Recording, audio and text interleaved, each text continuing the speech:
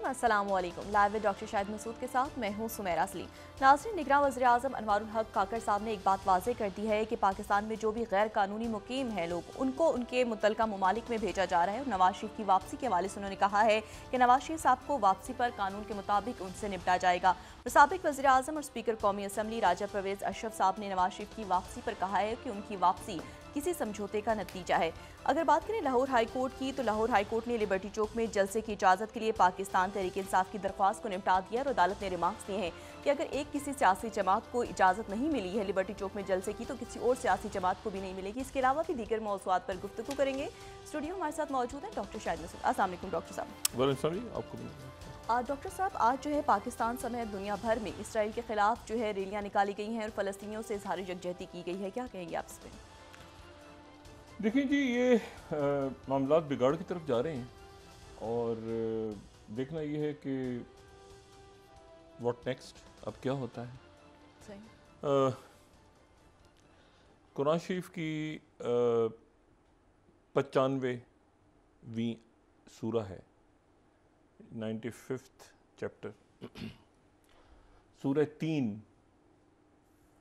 और उसकी जो 3 आयात हैं शुरू की, बिस्मिल्लाहिर्रहमानिर्रहीम, वत्तीन वज़्ज़ैतून वतूर सीनीन वहादल बलदल आमीन। अच्छा, ये जो वत्तीन, अंजीर, यानी अल्लाह ताला यहाँ पे कसम खा रहे हैं, 2 अंजीर की कसम, जैतून की कसम, और उसके बाद फिर 2 जगहों की कसम, वह तूर सीनीन व हादल बलदल अमीन। अच्छा, अब ये तो बड़ी क्लैरिटी है कि जी बलदल अमीन से मुराद मक्कातुल मुकर्रमा, और ये भी बड़ी क्लैरिटी है कि वह तूर सीनीन, तूर सीना। अच्छा, वह 3 व जैतून के बारे में मुफस्सिरीन की जो अक्सरियत है, दो आ रहा है इसकी मुख्तलिफ तफासीर अगर पढ़ें, तो एक तो यह है कि जो नाम है फलों का उनकी ही, क्योंकि अंजीर में भी और जैतून में भी बहुत खूबियाँ अल्लाह ताला ने, और बहुत ज़्यादा उसमें बरकतें हैं, बाकी फलों में भी, लेकिन इन 2 में भी। तो एक तो ये है कि बराह रास्त अल्लाह ताला ने कसम अंजीर की भी और जैतून की भी, 4 इसमें है, ठीक है ना, मतलब 2 फलों की हैं और 2 जगहों की हैं। अच्छा, एक तो ये है कि जैतून जो तेल, जिसका जैतून का तेल होता है, और अंजीर जो है खाते हैं लोग। अच्छा, कुछ मुफस्सिरीन जो हैं वो ये कहते हैं कि ये उन इलाकों की कसम है जहां ये फल पैदा होते थे। सही। यानी कुछ का ख्याल ये है कि ये अंजीर और यानी अंजीर और जैतून तो लिखा हुआ है, वो तो कसम तो नहीं के, लेकिन जो इशारा है वो इलाकों की तरफ है। सही, ठीक है। और कुछ ये है कि बिल्कुल वो, लेकिन वो फिर कहते हैं कि जो आगे चूंकि मकामात का नाम है, तूर सीनीन बलदल अमीन, तो इसलिए ये भी मकामात से, मतलब इस पे मुफस्सिरीन की राय, लेकिन बात को आगे बढ़ाते हैं कि मैं जिक्र क्यों कर रहा हूँ। जिक्र मैं इसलिए कर रहा हूँ कि इसकी जो दूसरी आयत है वो तूर सीनीन,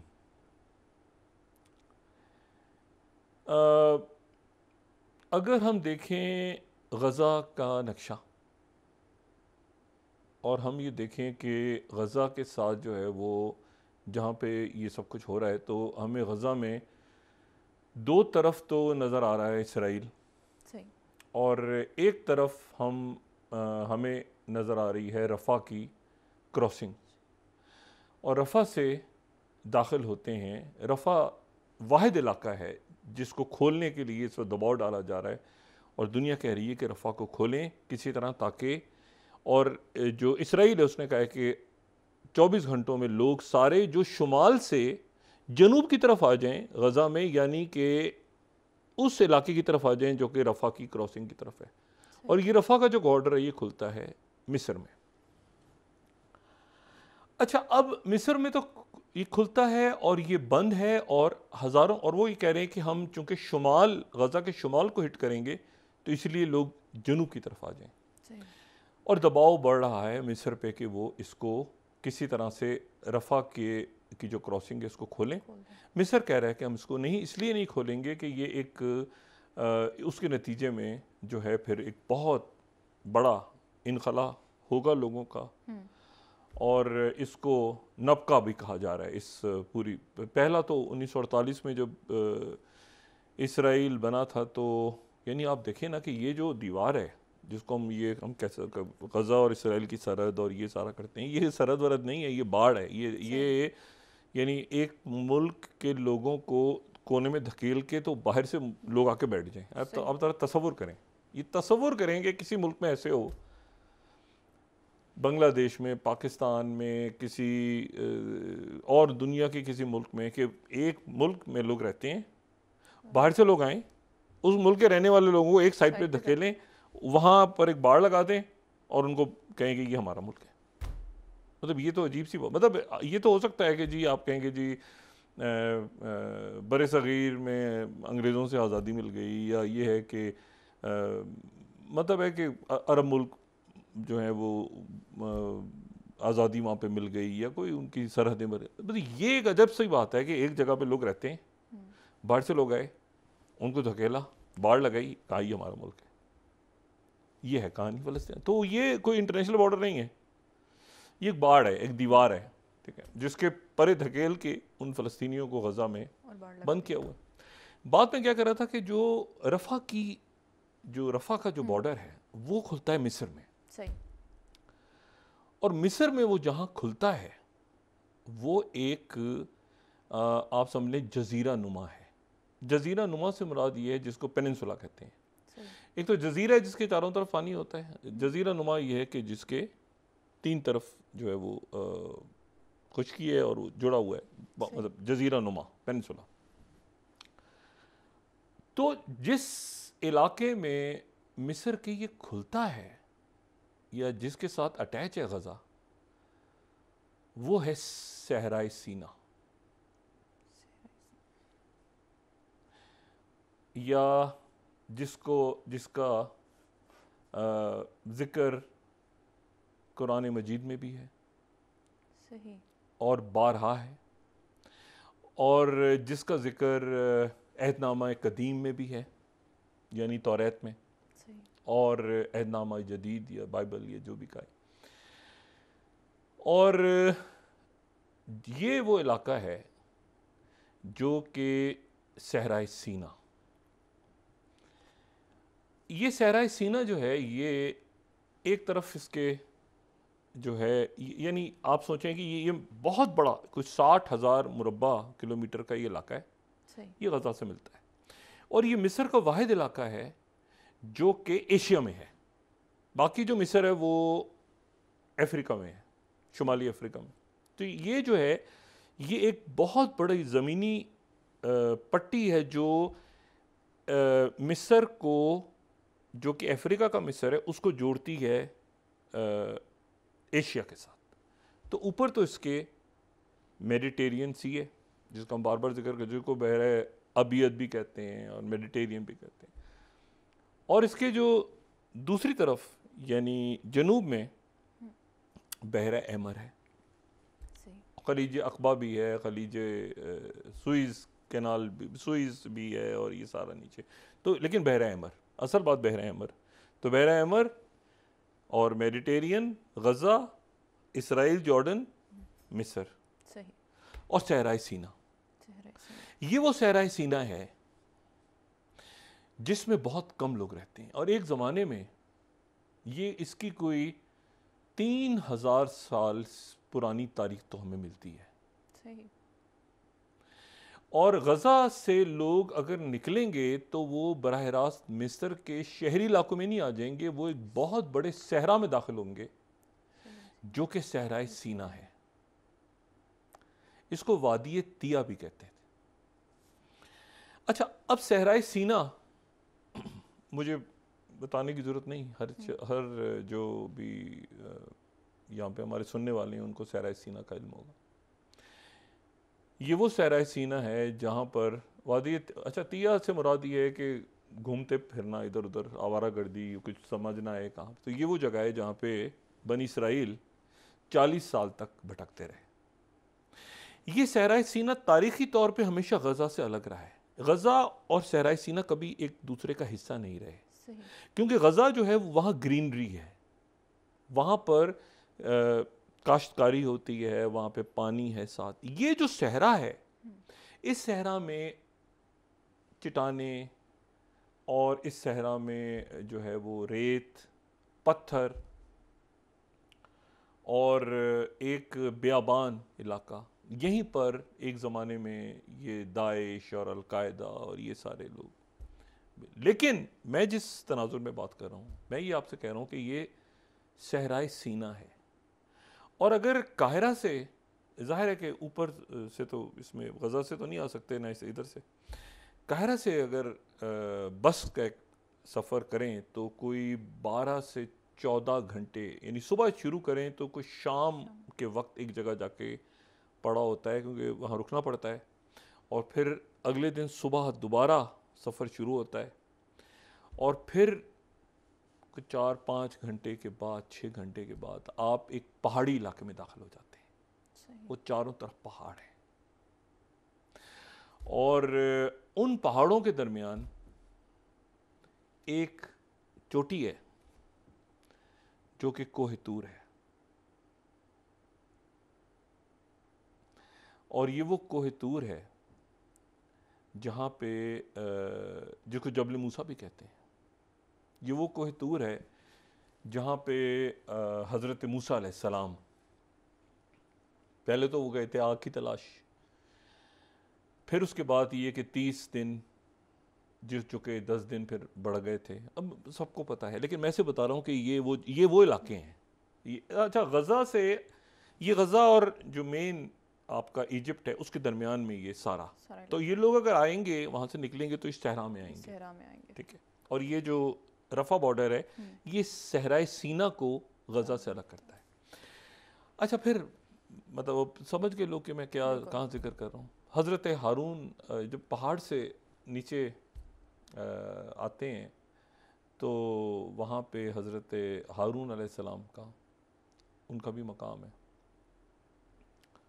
और उनका मज़ार है।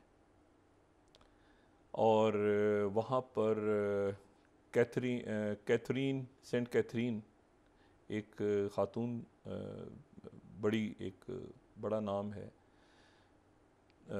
ईसाइयत में, उनका भी, उनकी कोई 1000 साल के बाद उनकी बॉडी वगैरह की और रिमेन्स कहीं से मिली थी, वो जॉन ऑफ आर्क, वो एक, लेकिन बहरहाल उनका वो भी एक बड़ी मुकद्दस शख्सियत हैं क्रिश्चियनिटी में। तो उनके हवाले से गिरजा है, वहाँ पे 20 जो हैं वो 20 लोग इबादत करते रहते हैं हर वक्त। और यहीं पे जो है फिर हज़रत इलियास अलैहिस्सलाम का एक कुआं है, यहाँ पे चश्मे हैं हज़रत याकूब अलैहिस्सलाम के हवाले से, जिनको हज़रत मूसा को के हवाले से भी कहा जाता है, मुख्तलिफ चश्मे। वो जो पहाड़ है ना, वहाँ पे ग्रीनरी, आपको ग्रीनरी भी है वहाँ पे।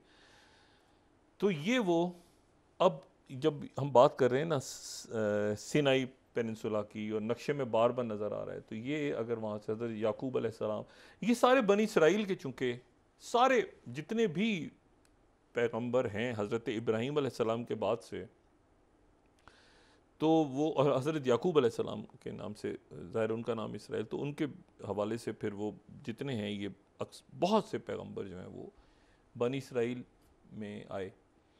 और हज़रत मूसा अलैहिस्सलाम, और उसके बाद हज़रत मूसा अलैहिस्सलाम का तो बहुत ज़िक्र है। तो ये तौरात, 10 कमांडमेंट्स, ये जो तख्तियाँ, ये भी कोहतूर पे। तो क्रिश्चियनिटी, और उसके बाद ये जो है ये मुसलमानों के लिए ये मुकद्दस जगह है, क्योंकि कुरान शरीफ में इनका जिक्र है।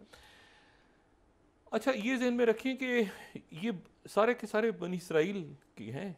सही। ये हज़रत मूसा से लेके हज़रत ईसा, बाकी सब हज़रत, उसकी वजह ये है हज़रत, और ये सारे जो हैं वो ज़ाहिर है कि बनी इसराइल में तो यहूदी थे। हज़रत ईसा के बाद क्रिश्चियनिटी आएगी ना, वो ख़ुद तो यहूदी ही थे। अच्छा, तो अब ये है कि हज़रत ईसा अलैहिस्सलाम, हज़रत मूसा हमारा ईमान ये है कि ये सब मुसलमान, और सब जो हैं वो सब मुसलमान थे, और सारे जो हैं अल्लाह ताला के नबी, पैगंबर, और इन सब पे ईमान लाना हमारे ईमान का हिस्सा है, और ये सारे मुसलमान थे। लेकिन मैं वो बात कर रहा हूँ जो बनी इसराइल के लोग कहते हैं, और जो क्रिश्चियंस कहते हैं, जो बनी इसराइल के लोग कहते हैं, या जो ज्यूज़ कहते हैं, तो ये, लेकिन ये हमारे पैगंबर भी हैं। अब आप इस जगह की इंपॉर्टेंस को देखें ज़रा। सही। ठीक है, अब आप शुरू करें। अच्छा, ये कोई ऐसी जगह नहीं है कि जिसके लिए ये मशरिकी यरूशलेम की तरह नहीं है, कोहितूर के जिसके लिए कोई लड़ाई हो रही है सबकी आपस में, या ऐसा नहीं है। बस ये आप समझ लें कि एक ज़ियारत है, एक मकाम है जहाँ पे लोग जाते हैं और देखते हैं। अब जनाब सूरत हाल ये है कि उन्होंने कहा है कि जनूब में आ जाएं 24 घंटे के अंदर अंदर वहाँ, वरना हम जो शुमाली गज़ा का इलाका है वहाँ पर हम जंग छेड़ देंगे। तो बहुत बड़ी तादाद में लोग जनूब की तरफ आ रहे हैं। जनूब का मतलब है रफ़ा को क्रॉस करेंगे। इधर टेंट्स वगैरह लगा दिए हंगामी तौर पे इजिप्ट ने, लेकिन इजिप्ट रफ़ा को नहीं खोल रहा, क्योंकि सहरा के अंदर पहले अटैक्स होते रहे टूरिस्ट पे, काफ़ी कुछ यहाँ होता रहा है। मतलब है कि वो इजिप्ट की गवर्नमेंट नहीं चाहती कि ये रफ़ा बॉर्डर इस वक्त खुले और बहुत बड़ी तादाद में यहाँ लोग आ जाए। अच्छा, अब यहाँ पर ये सूरत हाल बनी है कि हमास ने, और जो हमास ने कहा है कि कोई अपनी जगह से ना हिले और अपनी जगह पे रहें, और हम तैयार हैं लड़ाई के लिए। सेक्रेटरी ब्लिंकन जो हैं वो कल मौजूद थे तल अवीव में। आज वो ओमान गए, और ओमान में उनकी मुलाकात, यानी जॉर्डन, ओमान में गए, उनकी मुलाकात मेरा नहीं ख्याल कि कामयाब रही। उनकी दो शख्सियात से मुलाकात हुई। शाह अब्दुल्ला जो कि किंग हैं, जॉर्डन के बादशाह हैं, और फ़लस्तीनी अथॉरिटी के सरबराह महमूद अब्बास। तो दोनों से ही मुलाकात उनकी कोई मुनासिब नहीं रही। मतलब है कि कोई उसका कोई, क्योंकि दोनों की तरफ से ये बात की गई है कि जी ये आप इसराइल को रोकें, और ये कि ये यहाँ पर अगर मामला ख़राब हो गया तो ये मामला फिर मगरबी किनारे, ठीक है, फ़लस्तीनी अथॉरिटी जॉर्डन में आज बहुत बड़ी तादाद में लोगों ने मुजाहरा किया है, फ़लस्तीनी आबाद है वहाँ बहुत बड़ी तादाद में, और ये हमसे काबू, मतलब है कि ये पूरा ख़ित्ता फिर। अच्छा, मुझे नहीं पता कि सेक्रेटरी ब्लिंकन वहाँ पे मतलब इस वक्त क्या कैसे मामला हल करेंगे, अभी वो कतर में है। सही।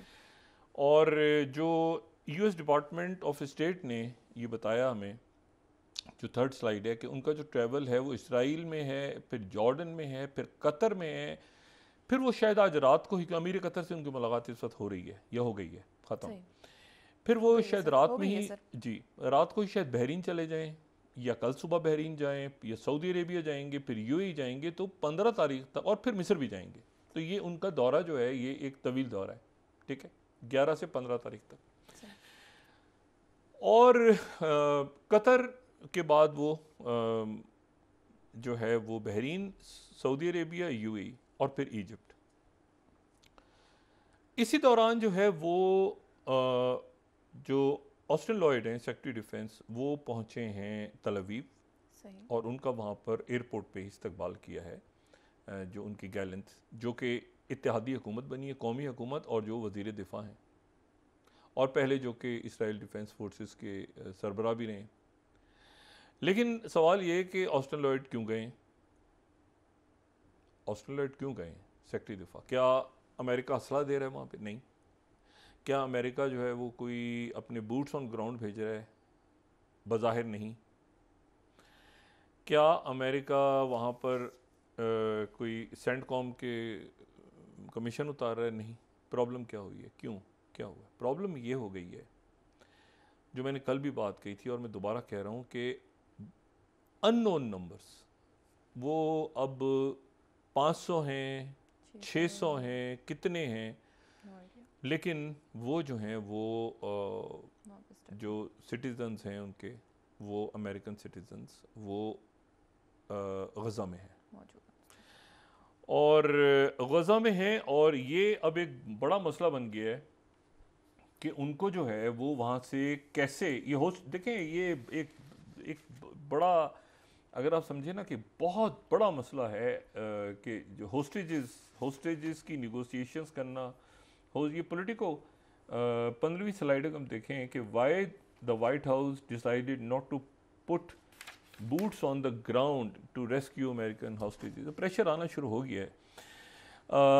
सवाल ये है कि बूट्स ऑन द ग्राउंड, क्योंकि ये हमें नहीं पता अभी तक कि अच्छा, टाइम मैगजीन 17वीं slide, Biden faces hard choices on American hostages in Gaza.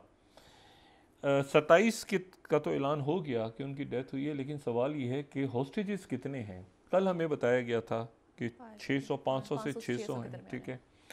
CNN भी अब ये कह रहा है कि behind the effort to rescue American hostages from one of the most dangerous places on earth, 18वीं स्लाइड।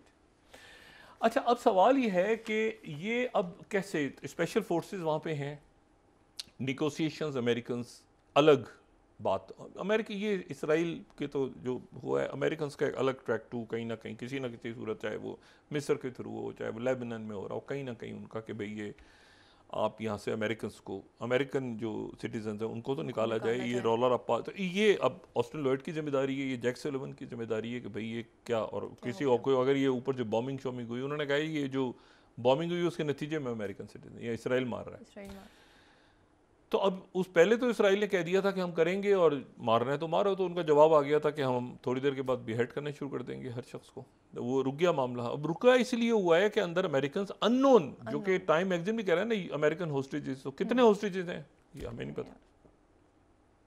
तो ये उन्होंने कहा कि जी हम यहाँ पे यलगार करेंगे, छठा 7वां दिन हो गया है, लेकिन वो आगे इसलिए नहीं बढ़ रहे कि व्हाट नेक्स्ट, अमेरिकन भी हैं और होस्टेजेस हैं, और ये इतना आसान नहीं होगा कि अंदर दाखिल हो जाएं। और उसके बाद अच्छा, उसके साथ ही कल जो है वो रात को जो अमीर अब्दुल्ला नियान, ईरान के वज़ीर ख़ारजा, वो पहले बगदाद रुके थे। बगदाद रुकने के बाद वो रात को पहुंच गए शाम को।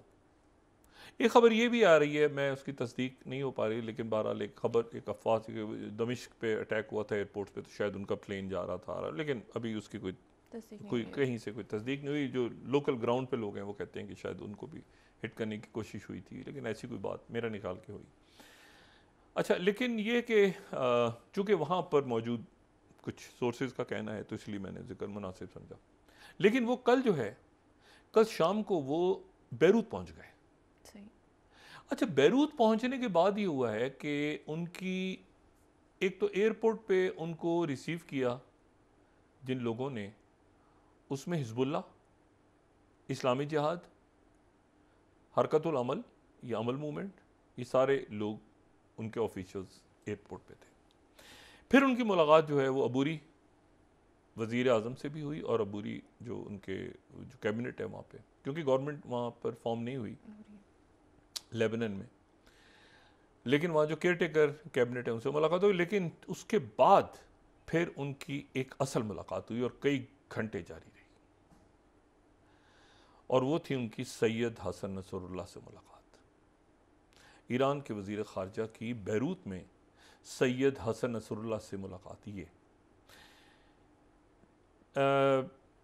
मेरी बात हुई वहाँ पे, हिजबुल्लाह के लोगों से भी बात हुई, और क्या, तो वो ज़ाहिर है कि इतना खुल के ना वो बात कर रहे थे ना, लेकिन ये है कि ये मुलाकात बड़ी अहम थी। उन्होंने इतना कहा कि ये मुलाकात बड़ी अहम थी, और हिजबुल्लाह ने उसके बाद आज जो शेख कासिम हैं, उनकी जो सैयद हसन नसरुल्लाह के बाद जो नंबर 2 हैं, बड़ी नफीस शख्सियत हैं, उनसे मुलाकातें रही हैं। सैयद हसन नसरुल्लाह भी मेरे प्रोग्राम में एक दफ़ा आ चुके हैं, और शेख कासिम नहीं, लेकिन उनसे मुलाकात हो चुकी है जब मैं यहाँ पे गया था। बारह उन्होंने बड़े एक इज्तिमा से खिताब करते हुए कहा है कि हम, कोई दुनिया की ताकत अगर हमें फ़ोन कर रही है इस वक्त, और कोई मुसलमान मुल्क अगर हमें फ़ोन कर रहा है, और हमें रोकने की कोशिश कर रहा है कि हम इस जंग में शामिल ना हो, तो वो भूल जाए हम जंग में शामिल होंगे। सही। हमें मुसलमान मुल्क भी फ़ोन करने, हमें दुनिया के आलमी ताकत भी, अगर, क्योंकि ये हमारी जिम्मेदारी है, अगर अगर ये गज़ा में दाखिल हुए तो हम इसराइल में दाखिल हो जाएंगे। और साथ ही उन्होंने ये भी कहा कि जंग नहीं होगी। सही। उन्होंने कहा जंग नहीं होगी, टेक ओवर होगा, और हम उसके लिए तैयार हैं, हम तो इंतज़ार कर रहे हैं। उन्होंने कहा वो जंग नहीं होगी, ये तो ऐसे ही शिबा फार्म पे छेड़खानी हो रही है, जंग होगी नहीं, हम जाएंगे टेक ओवर करेंगे तल अवीव को। अब ये मसला जो है ये हो गया है ख़राब, संगीन, क्योंकि इसमें जो, अच्छा सबसे पहले तो चलें, एक तो इंडिया के फॉरेन ऑफिस ने कोई बात तो सुनी।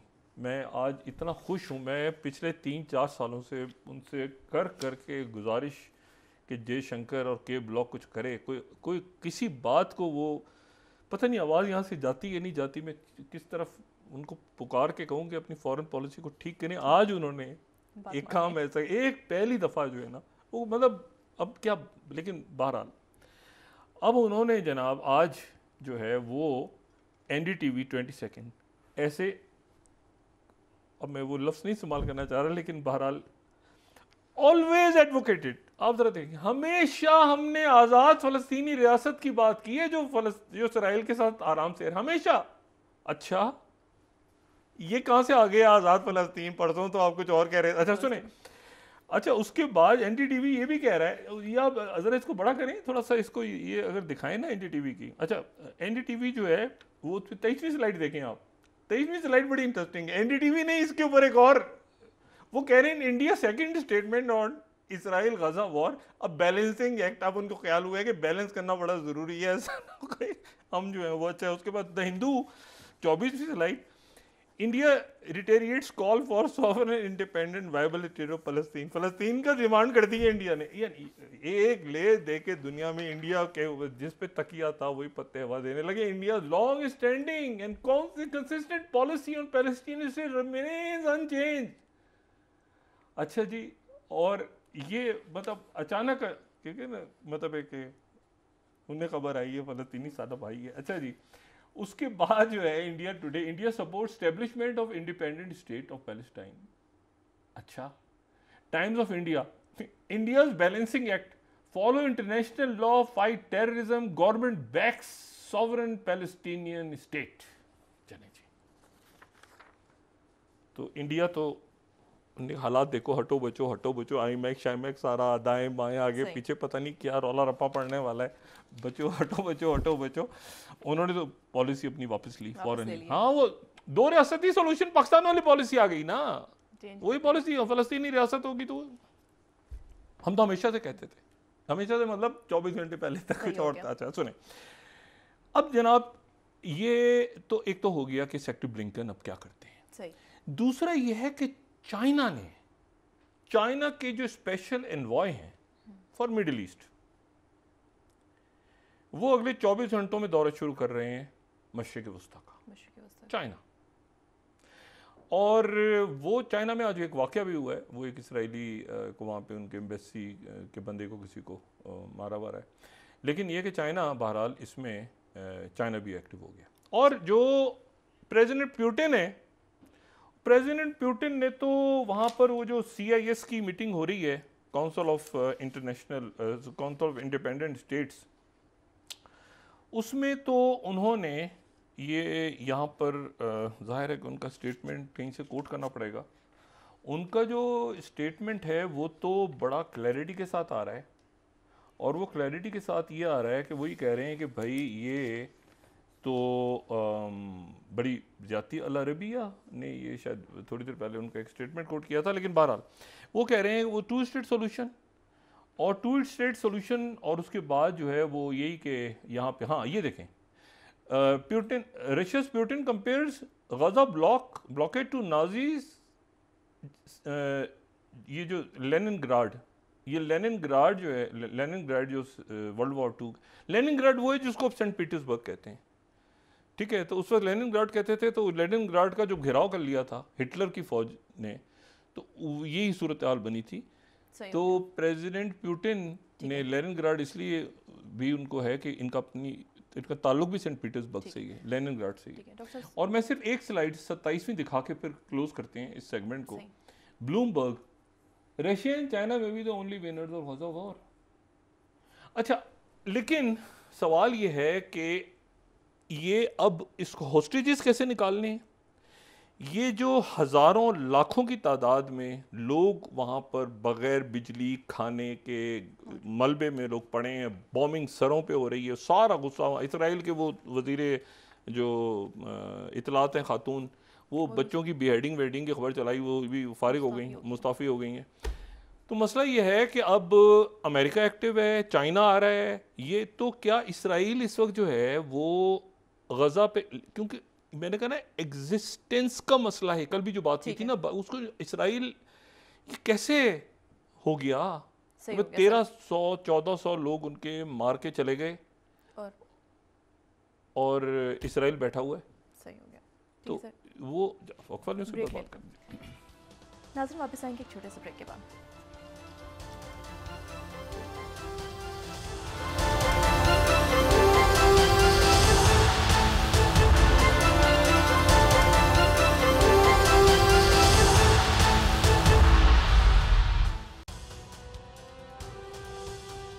वेलकम बैक नाज़रीन।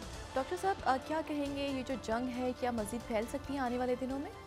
अल्लाह ना करे हालात लेकिन ऐसे ही हैं कि ये फैल सकती है, किसी भी कोई एक्सीडेंटल मामला हो, लेकिन सब अभी पूरी कोशिश कर रहे हैं कि किसी तरह डिप्लोमेसी कामयाब हो। लेकिन होस्टेजेस इतनी अम्बात इस तरफ और शहादतें उस तरफ, और जो पूरा सीज हुआ है गज़ा, उसको कैसे किन शराइत पे कौन करेगा आगे।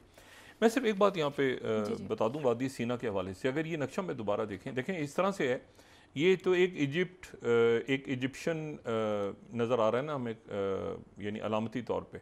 तो ये है, अगर हम नक्शे को दिखा दें तो ये जो हमें नज़र आ रहा है एक खाका सा, तो ये तो है वादी कनान, ये है इजिप्ट, प्रॉपर इजिप्ट, वादी कनान, ये दरिया नील वगैरह इधर है, कहीं नाइल डेल्टा वेल्टा।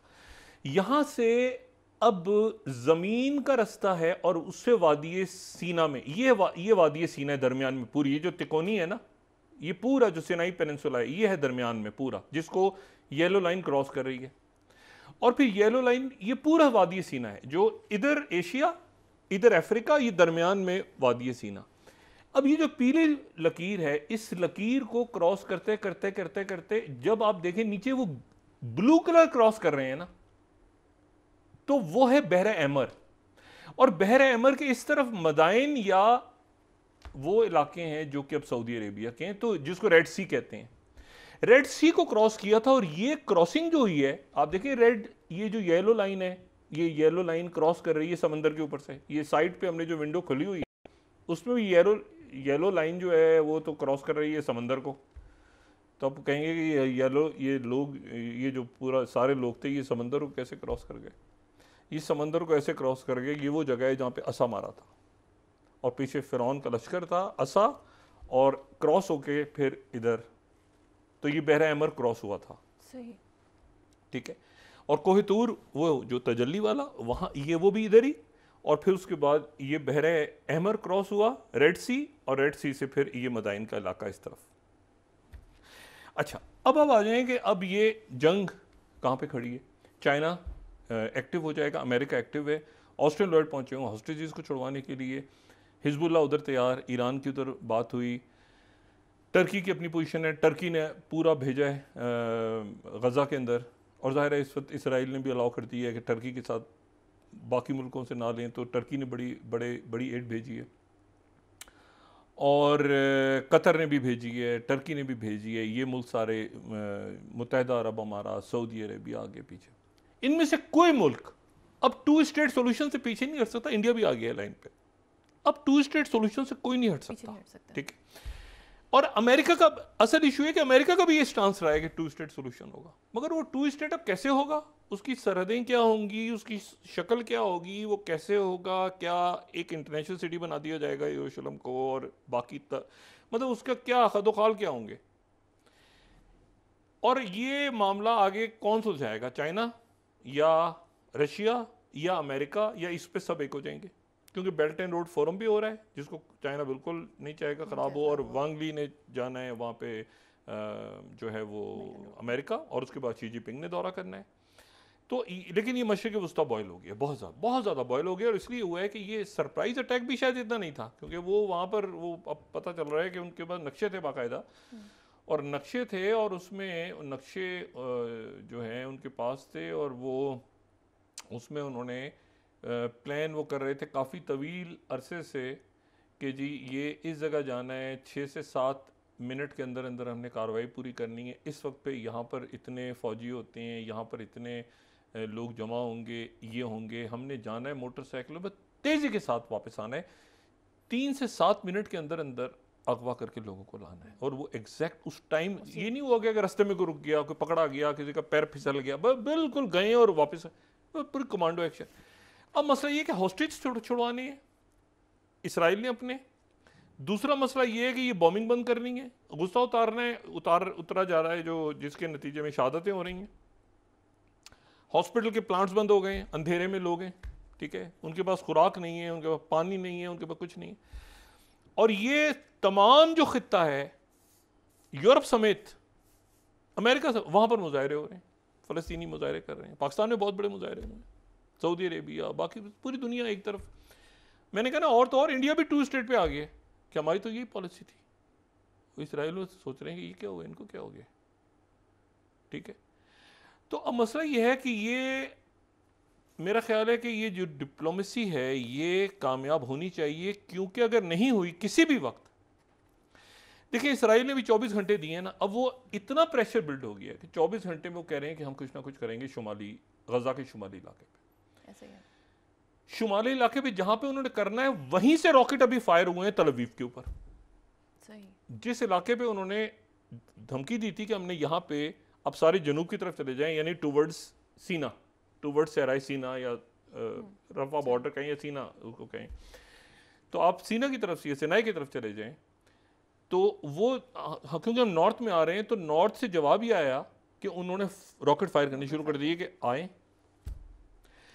और साथ ही मैंने आपसे कहा ना कि हिजबुल्लाह ने बाकायदा आज ऐलान कर दिया कि हम रेडी, इसको जंग को कैसे रोकना है, कौन रोकेगा, सेक्रेटरी ब्लिंकन जॉर्डन में बात नहीं बनी, महमूद वहाँ बात नहीं बनी, कतर इसमें क्या करेगा, कतर देखें ना ये बहुत कॉम्प्लेक्स मामला है, इसमें जो ये जो है ना, ये कोई ईस्ट तैमूर नहीं है, ये जो फ़लस्तीन का मसला है, ये मसला है कोई, ये नाइजर की बगावत हो गई या उधर जो है वो जनाब बुर्किना फासो में जो क्या हो, ये मसला कुछ और है, ठीक है ना, इसको और हॉस्टेजेस हैं उनको रिहा करवाना है, बमबारी बंद करनी है, सॉल्यूशन कैसे निकलेगा, इतनी बड़ी तादाद में इसराइल के जो लोग मारे गए हैं उनकी इंटेलिजेंस फेलियर है, क्या हुआ है भाई, क्या पता भी तो चले, उनका पैसा मतलब यूक्रेन बीच में खाया गया, परसों इलेक्शन हो रहा है पोलैंड का, वहाँ पर दूसरी हुकूमत आ रही है, और यूक्रेन वो ज़ेलेंस्की पता नहीं कहाँ है बेचारे, उन्होंने पहले ऐलान किया था मैं इसराइल जा रहा हूँ, फिर उन्होंने हालात देखे ख़राब हो गए हैं, वो भी शायद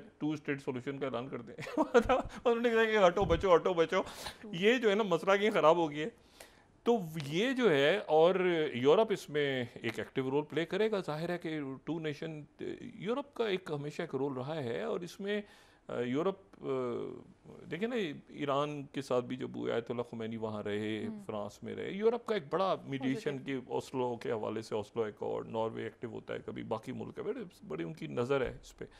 बरतानिया अनफॉर्चुनेटली से तो पोजीशन ले गया है, लेकिन यूरोप के कई ममालिक जो हैं वो मीडिएशन में बड़ा अच्छा रोल प्ले करते रहे, तो वहाँ से क्या खबर आती है ये हमने देखना है, अरब ममालिक क्या करते हैं ये हमने देखना, अरब ममालिक के लिमिट्स हैं, वो कभी भी इससे ये भूल जाएं कि वो 2 स्टेट से पीछे जाएंगे, उन्होंने अपनी अपनी हुकूमतें, अपनी अपनी बादशाहतें, और अरब स्ट्रीट बड़ी इंपॉर्टेंट है, वो एक पोजीशन ले चुके हैं सऊदी अरेबिया किंग अब्दुल्ला के दौर में, पाकिस्तान की भी वही पोजीशन है, देखना यह है कि क्या इसराइल अब ये 24 घंटे की जो धमकी दी है उन्होंने, क्या इस पर अमल दरामद करता है या नहीं। चाइना के सफ़ीर भी आ रहे हैं, और चाइना का इन्वॉल्व होना इस मरहले पे, सेक्रेटरी ब्लिंकन, ऑस्टिन लॉयड कोई जंगी इमदाद लेकर नहीं आए, वो अपने हॉस्टेजेस के लिए वो स्पेशल कमांडोज उतारते हैं, क्या करते हैं, निगोशिएट करते हैं, ये हॉस्टेजेस को निकालना इतना आसान नहीं है, वो तादाद भी नहीं सही आ रही ना सामने के, सिटीजन्स हैं या अच्छा वो अजीब बात की इजिप्ट ने की या पता नहीं किसने की कि ऐसा है कि जो अमेरिकन हैं उनको छोड़ देते हैं रफा से, अमेरिकन सिटीजन को बाकी को उधर रख दो। उन्होंने कहा आप भी बैठे हैं भाई इधर ही, मतलब आप इनको जाने देंगे तो हम ये बाकी यहाँ घास खा रहे हैं बैठ के, जो इतने दिनों से बैठे हुए, बमबारी हो रही है सरों पे। तो वो हमास ने उनको भी रोका हुआ है, वो खुद भी रुके हुए हैं। तो अजीब एक कॉम्प्लेक्स सिचुएशन है, देखें कब तक क्या हालात होते हैं। खैर, बहुत शुक्रिया डॉक्टर साहब। नाज़रीन, इसके साथ ही आज का प्रोग्राम अपने इख्तिताम को पहुंचा। मुझे सुबैरा सलीम को दीजिए इजाजत। अल्लाह ने के बाद जी डॉक्टर साहब अपना दोस्तों रिश्तेदारों गिरदो नवा के लोगों का सब ख्याल रखिएगा।